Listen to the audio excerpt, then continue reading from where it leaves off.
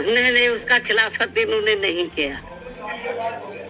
वो पूरा उन्होंने तो बल्कि इस मामले में वो ऐसी दलीलें रखते रहे कि जिससे माननीय सुप्रीम कोर्ट को ये फैसला देने में उनको और मदद मिल गई। चाहे तो कांग्रेस की ओर से वकील खड़े हुए या सरकार की ओर से खड़े हुए हों, इन्होंने एक प्रकार से माननीय सुप्रीम कोर्ट की मदद ही की है इस मामले में। तो इससे जाहिर हो जाता है कि इनकी इंटेंशन सही नहीं है और ये लोग एससी और एसटी को जो रिजर्वेशन मिल रहा है इसको सीधा खुद ना खत्म करके माननीय कोर्ट के जरिए, जुडिशरी के जरिए ये इसको खत्म करना चाहते और इसमें ये लोग काफी हद तक कामयाब भी हो गए हैं और हमारी पार्टी इसको लेकर बड़ी चिंतित है।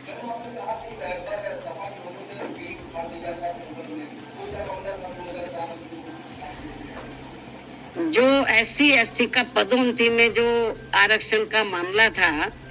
तो वो उसको वो लगभग खत्म सा हो गया था। उसको प्रभावी बनाने के लिए हमारी पार्टी ने उस समय सेंटर में कांग्रेस की सरकार थी, उनके और पदोन्नति में आरक्षण को पुनः प्रभावशाली बनाया जाए। जब ये बिल लाया गया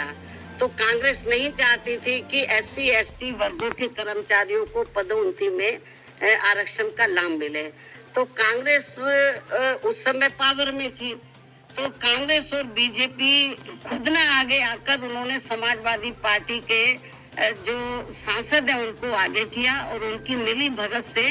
उन्होंने इस बिल को फाड़ा और इस बिल को पास नहीं होने दिया और अभी तक ये बिल पास नहीं हुआ है।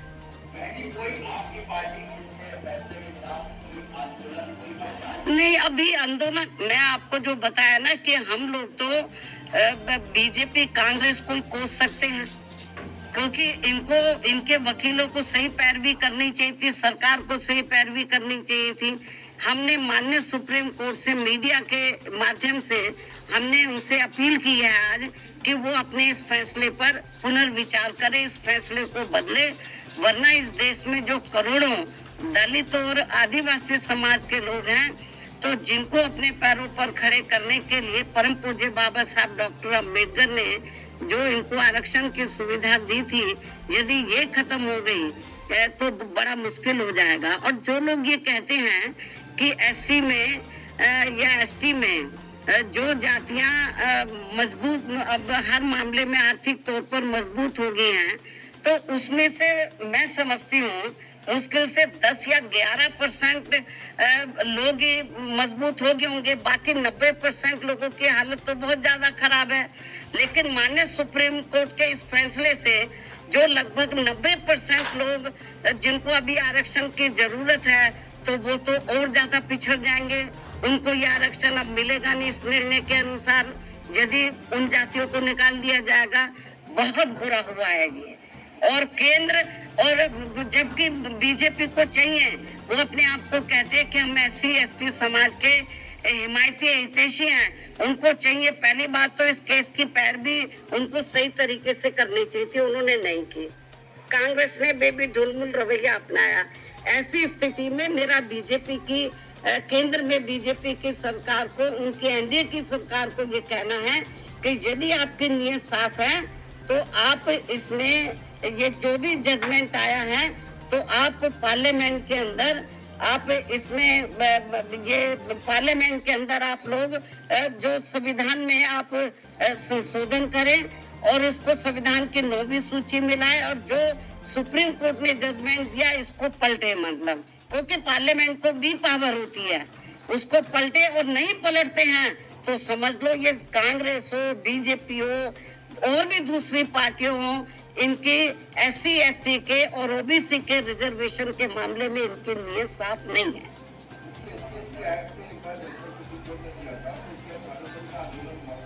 अभी आप रिजर्वेशन की बात करो, विषय को डाइवर्ट मत करो।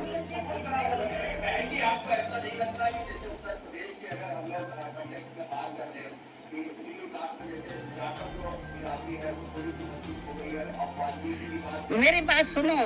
जो जाटव से मिलती जुलती जो और जातियां हैं, यदि उनमें से कुछ लोग आर्थिक तौर पर मजबूत हो भी गए हैं, पूरा समाज तो नहीं हुआ है। हम ये नहीं कहते कि जो मजबूत हो गए हैं आप क्रीमी लेयर के जरिए आप उनको मत दो वो फायदा, मतलब हमको उसके पक्षधर नहीं है, लेकिन 90% लोगों की तो हालत बहुत ज्यादा खराब है, उनको तो रिजर्वेशन मिलना चाहिए। और जो 9-10% जो जाटव या इससे मिलती जुलती जातियों की स्थिति, आर्थिक स्थिति सुधर भी गई है, लेकिन समाज में तो आज भी जातिवादी लोग उनको पुराने नजरिए से देखते, जात पात तरीके से देखते हैं, इसलिए अभी इन सबको रिजर्वेशन की बहुत ज्यादा सख्त जरूरत है। नहीं नहीं, अभी ये तो माननीय सुप्रीम कोर्ट को बताना चाहिए था ना, हम लोग तो नहीं करेंगे। सुप्रीम कोर्ट ने कोई इसका पैमाना अभी तय किया नहीं है, बहुत ढुलमुल ये जजमेंट है, और इस तरीके से इसकी आड़ में राज्य सरकारें जो SC/ST को अभी तक रिजर्वेशन मिल रहा है इसको बिल्कुल निष्प्रभावी बना देंगी, ना के बराबर इसको कर देंगी, लोगों को कोई इसका लाभ नहीं मिलेगा। नहीं, हमारे को तो उन्होंने कब बुलाया ही नहीं, जबकि हमारी पार्टी इनके लिए लड़ाई लड़ती रही है। हमको भी बुलाते तो हमारी ओर से वकील